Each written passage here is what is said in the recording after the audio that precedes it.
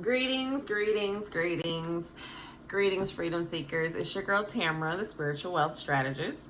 I help people protect their life, health, and money through financial literacy and actionable steps while helping them walk towards their greatest potential, all in the process.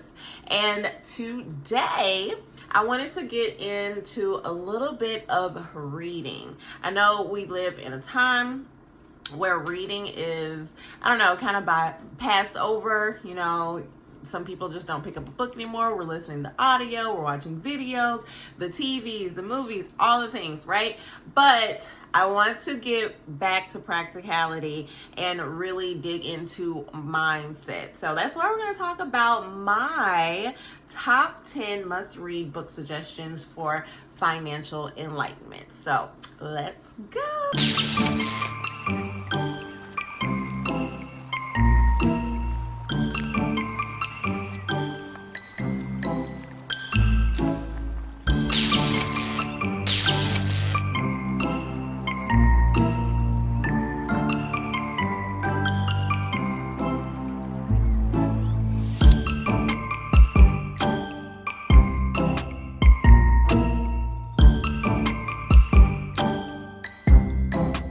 The first book that we're going to talk about today is going to be Rich Dad, Poor Dad. I do have a copy of some of the books we're going to be talking about, so I'm just going to hold them up as we go. But Rich Dad, Poor Dad, first book we're going to be talking about. So this book literally changed my mindset when it comes to money and how to make money. Right around like 2016, 2017 is when I got a hold of this book and really dug in and started reading it. But this book goes over so much. It challenges the conventional way that you think about money. It's such a classic in that respect. But it also gives the contrast of two dads. One rich, who didn't seem to work a lot, that had a lot of time to spend with, his family, all the things.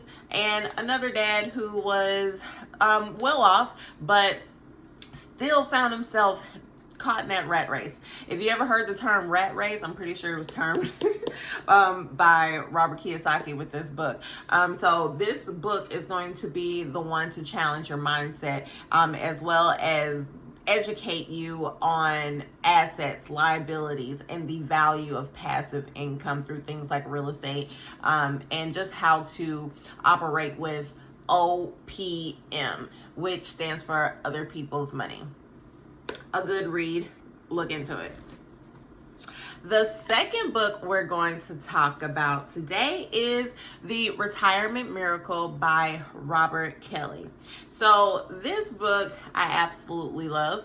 It talks about this man, I forget the guy's name in the book, but this guy, how he is getting ready to retire. He's put in his years, he's put in the time.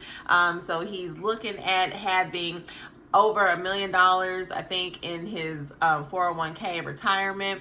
And then all of a sudden something happens with the stock market. The 2008 crash, I believe, is what happened.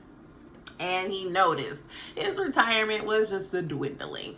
So this book goes into in-depth of how that character really began to understand and educate himself and search for tools on how to stop the bleeding of his retirement. This book is the epitome of the question: do you want to have a tax-free retirement, or are you looking to have a taxable retirement? So, do you want Uncle Sam to have more access to your money when you get ready to retire? Or do you want Uncle Sam to not have that much access to your money? The choice is yours. And this book really goes into the depths of that and offers valuable insights on how to plan for a comfortable future. Okay? Let's go into book 3.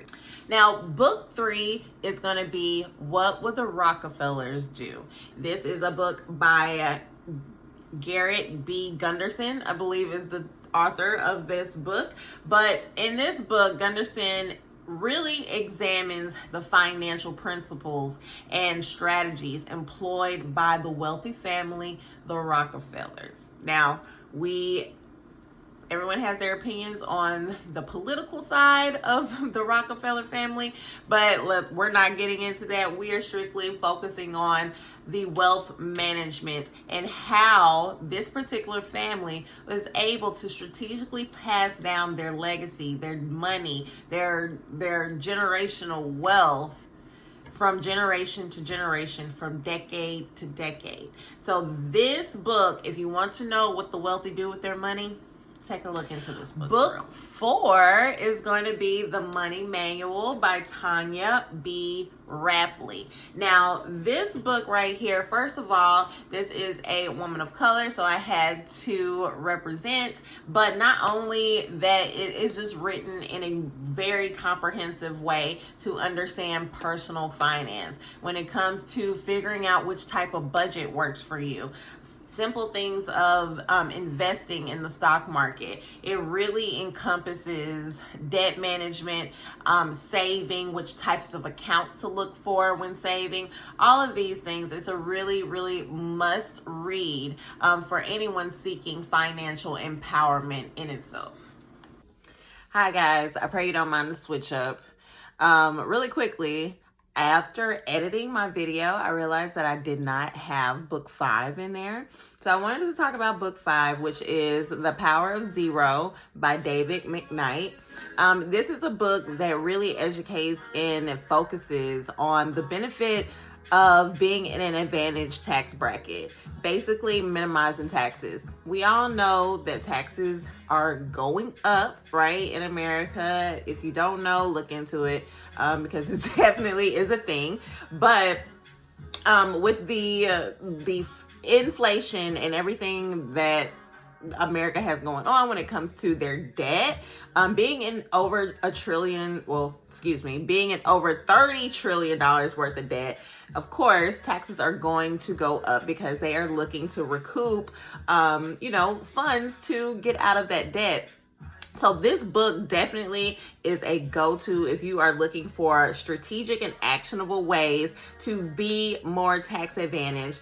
The author talks about things like 401ks, Roth IRAs, traditional IRAs, investing, saving, and just basically what type of wealth vehicles to use to become more tax advantaged. Of course, you know what we talk about on this channel: index universal life, family banking, and infinite banking concepts to become financially independent and tax advantaged in itself as well. But this book, for sure, book 5, The Power of Zero by David McKnight, is an awesome book to look into, guys, if you are wanting those secrets on how to be more tax advantaged. All right, so book 6 is going to be The Richest Man in Babylon by George S. Clayson.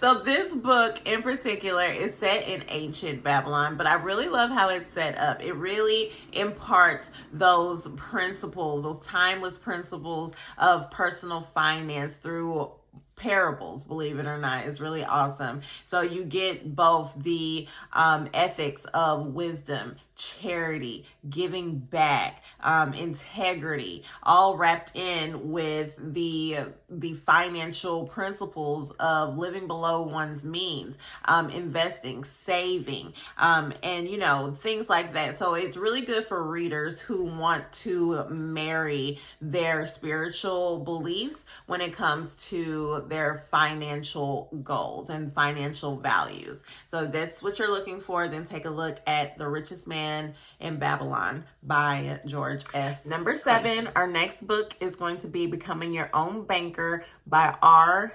Nelson. 12 seconds later. By R. Nelson Nash.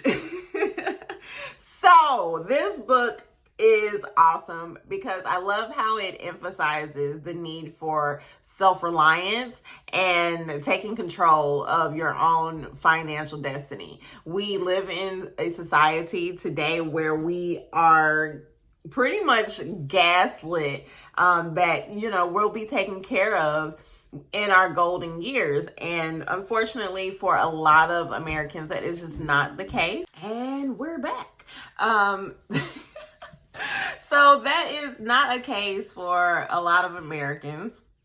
And I love how this book really puts the power back into the reader's hands. It goes in depth learning how to create personal banking through using wealth vehicles like life insurance. The book in particular talks about whole life insurance. Of course, I myself talk about index universal life in order to create a family bank. But whichever way you decide to go, the concept of becoming your own bank and not having to rely on traditional banks to fund the next business venture or get a loan for an emergency or anything like that, you just become your own bank, is pie in the sky, complete pie in the sky. And this financial autonomy can lead to greater financial flexibility in the future, as well as concepts that you are able to pass down to next generations. So get into it, becoming your own bank. Book 8, we're going to talk about money, wealth, life insurance. Money, Wealth, Life Insurance by Jake Thompson. Absolutely love this book. Understanding the role of life insurance as a financial tool, again, gives individuals freedom, a sense of responsibility towards their own financial goals. It's really awesome. This awareness can align with spiritual values as well, but by incorporating life insurance, again, as a strategic tool in your financial portfolio, the readers learn how they can create a safety net, right, for their families and their businesses. So this is excellent, an excellent book if you are looking at a more in-depth and comprehensive understanding of how to use life insurance to create generational wealth. Money, Wealth, Life Insurance by Jake Thompson. Get into it. The next book we're going to talk about is Safe Money by Tyson. Now, this book basically says build a retirement plan that will stand the test of time without losing your money on the Wall Street roller coaster. Another book of how to use cash value life insurance as a retirement tool. It even goes in depth talking about the people that have used it as well. People like Walt Disney, Nestle Company, General Electric, McDonald's, J.C. Penney, all the people that all of these businesses that have used life insurance as a way to generate wealth. It's pretty cool. I like this book as well. It also has the tax codes listed in the book for education purposes, just so you can look it up and really understand why you're able to leverage your money in life insurance the way you are with the tax codes that the government has written up. So this one is a really good one to look into. That's Safe Money by Brent. Okay, so last but not least, I want to talk about a little gem of mine. My personal go-to is Financial Sorcery by Jason Miller. I absolutely love this book, not only because it's a little magical, but he also talks about practical steps to take when it comes to mastering your money. He goes in depth about mindset as well. There are some tools, and if you're into the metaphysical parts of learning how to move through debt and govern yourself and navigate your way through and find financial independence, this book is really a good one to go to. It says magical strategies to create real and lasting wealth. He even goes through sigils, the value of working with planetary magic, if that is something that you're into as well. As well as breath work and what wealthy people are doing with their money as in this book too. So definitely take a look into Financial Sorcery by Jason Miller. It is a good read, excellent read if you're looking for magical tips. And as a bonus, I wanted to suggest 10 Metaphysical Secrets of Manifesting Money by James Goy Jr.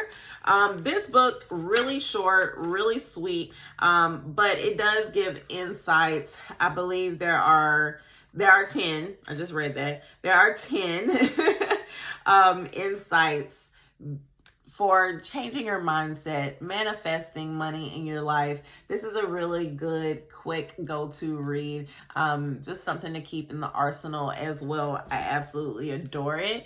So if you're looking for other metaphysical and mystical ways of manifesting money into your life, that would be another good one as well. Okay, so we have reached the end of the video. We have talked about 10. I actually gave you 11 good books to go and get. Read them, research them, add them to your arsenal, so that you can create the magic of abundance and prosperity over your life in the generations to come as well. Also, with those books, you have practical and actionable steps that you can implement right now, today, so you can start to generate the wealth that you are looking for yourself and for your family. So that's going to be all for today. I pray and speak prosperity and wealth, life, and love over each and every one of you today. I will leave a link in bio to all the books that were referenced here today as well. And as always, if you are looking to connect with me directly, I will also drop a link in bio for you to do that. Book a no obligation session on my calendar, and together we will come together, figure out where your goals are, and discover a comprehensive spiritual and financial roadmap to get you there. As always, my freedom seekers, beloveds, ashe, ashe, ashe. Take care.